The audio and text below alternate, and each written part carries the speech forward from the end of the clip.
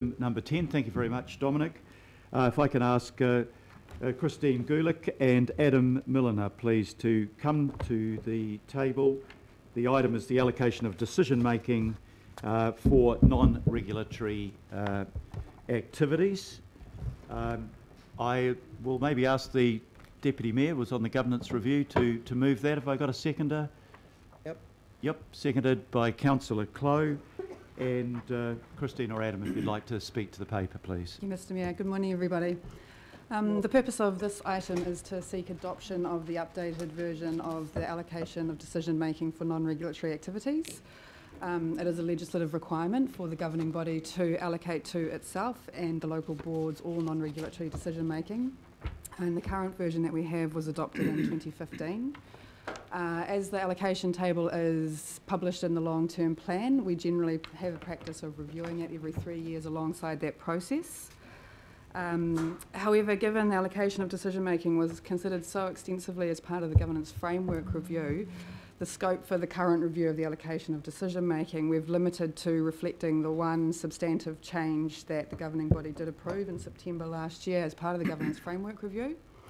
And that was to give local boards decision-making responsibility for the sale of local service properties and the reinvestment of the proceeds in line with the service property optimisation approach. The service property optimisation approach was adopted by the governing body in 2015, and that looks at underperforming and underutilised service properties, local service properties, so for example a community hall, and explores opportunities for getting better value from the land, better value for community outcomes and potential housing development. So that was a decision that was already made in 2015, and essentially we're reflecting the decision from 2016 into an updated version of the allocation of decision making today. Aside from that one change through the governance framework review, other than that, the allocation table was seen to be working very well and generally well understood. We have sought local board feedback on the proposed version of the allocation table before you today, and we've had all local boards give us feedback. 17 of them endorsed the version that you have. In response to feedback from the boards, we have made an addition to the introduction of the allocation table, and that's to provide staff and those that use it clarity on how it is written and how to apply it. And that is that the allocation table has been written on an inclusive rather than a prescriptive basis, and also in line with the principles of Section 17 in the Local Government Auckland Council Act, which is that the presumption of non-regulatory decision-making is local unless the decision-making on an Auckland-wide basis would better promote the well-being of Aucklanders. That's the substance of the report. So happy to take questions. Thank you very much, Christine. Are there any questions from councillors? Councillor Watson. Thank you. Just one quick question in respect of the service property optimisation. And sorry, I haven't read the detail on, or I'm not sure if it's in there. But what, if any, are the requirements on the local boards to engage or publicise or consult with their communities? Is there any requirement in that respect, or is it entirely their decision making of their own volition?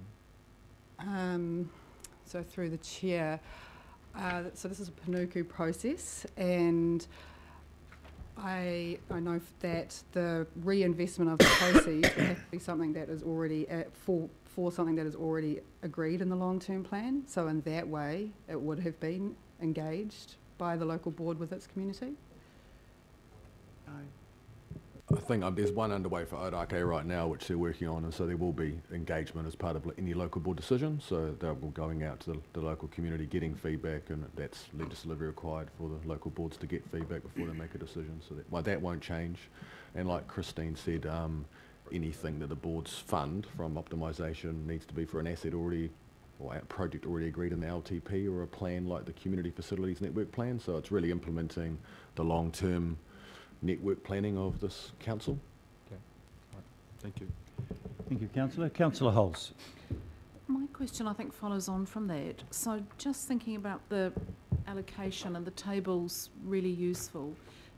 How much flexibility do we have, however, when we're dealing with things like the sports facility investment review, where it's quite clear that we're going to need to give some regional direction if we are going to deal with issues like equity and equality across the region.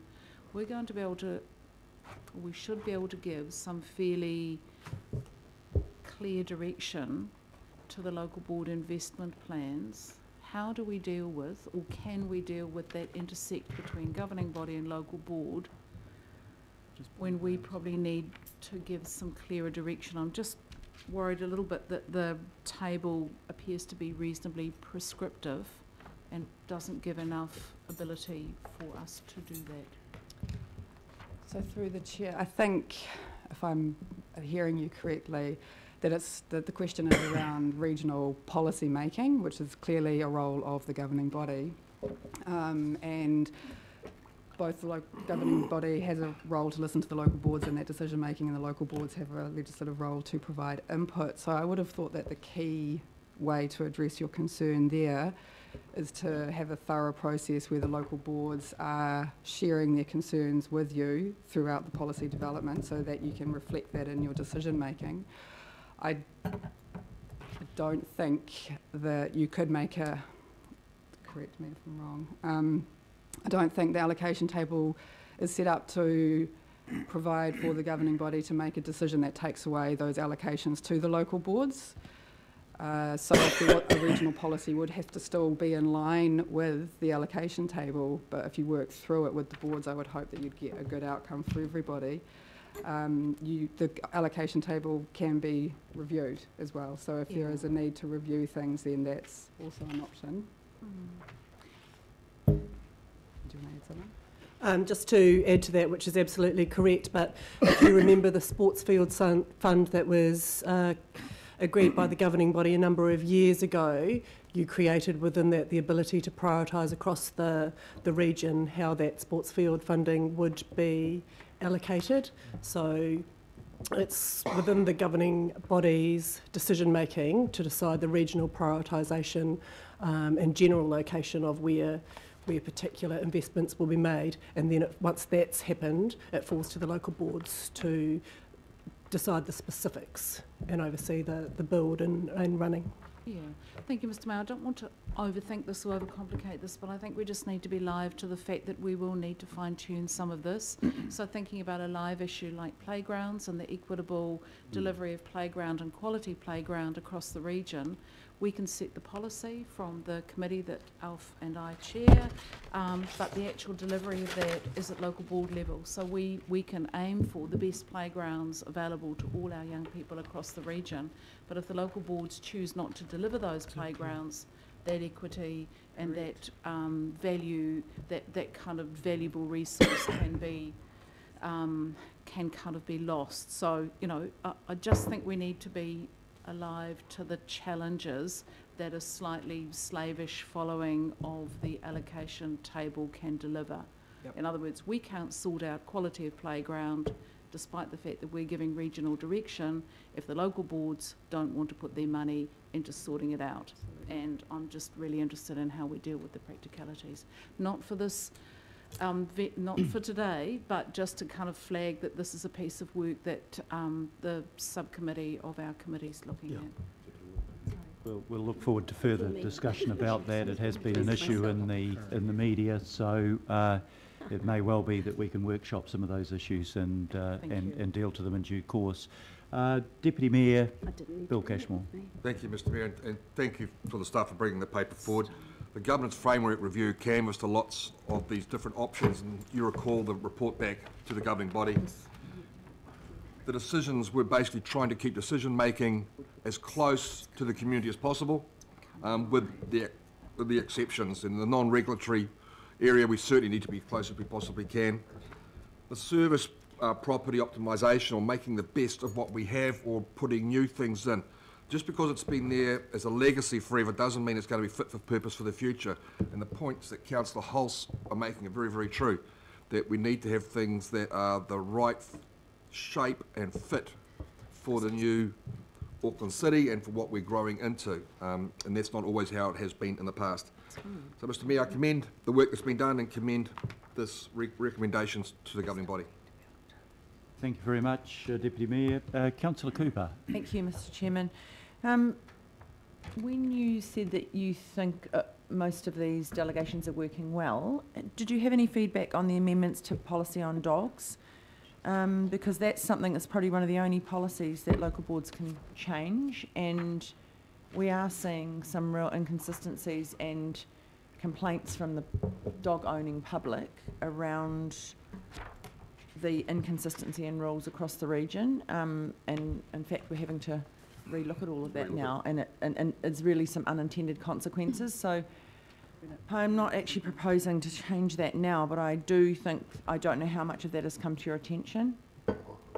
Through the Mayor, there's a process underway right now where the staff are reviewing the dog rules and are going out to local boards to get feedback. Yes, for regional parks, but I think overall, yeah, so do you think that will identify then us looking at that delegation? Is that through that mechanism, is that something we can look at that? I think you will be looking at that. I mean, the recommendations from staff to boards is that we tighten the rules around, make them a bit more consistent across the region, and the boards are providing feedback on the right now, and that will come to you at a later stage. I don't think it has an impact on this. No, but I guess though, following on from Councillor Hulse's comments, that if you follow it slavishly, then it doesn't matter what you say. Local boards, if they want to change it, they can, because they have this delegation. So that's, you know, we can do good faith, but if there's not good faith forthcoming, that's my concern around that, because it is becoming quite an issue. So anyway, we can't change it now. I'm not proposing to change it now, but I think it's something we need to keep an eye on. Just one last comment, if I may. That's a regulatory decision as well, so yes, it the is. governing body can Yes. decide. This is non-regulatory, but it's interrelated. Right. Thank you. Thank you very much. Councillor Bartley. Thank you, Mr. Chair. I just wanted to make a comment in support of this. I think anything that gives local boards more power is a good thing. I think the ones that know best about what's best for a local community are the local board, not Panuku. So, yeah, I think that this is a good thing and I support it. Thank you. Thank you very much. Any further questions or comments? If not, the motion is that we adopt this document as part of the Governance Framework Review. It's been moved and seconded. All those in favour, please say aye. Aye. To the contrary, no. I declare that carried. Thank you very much to our officers, and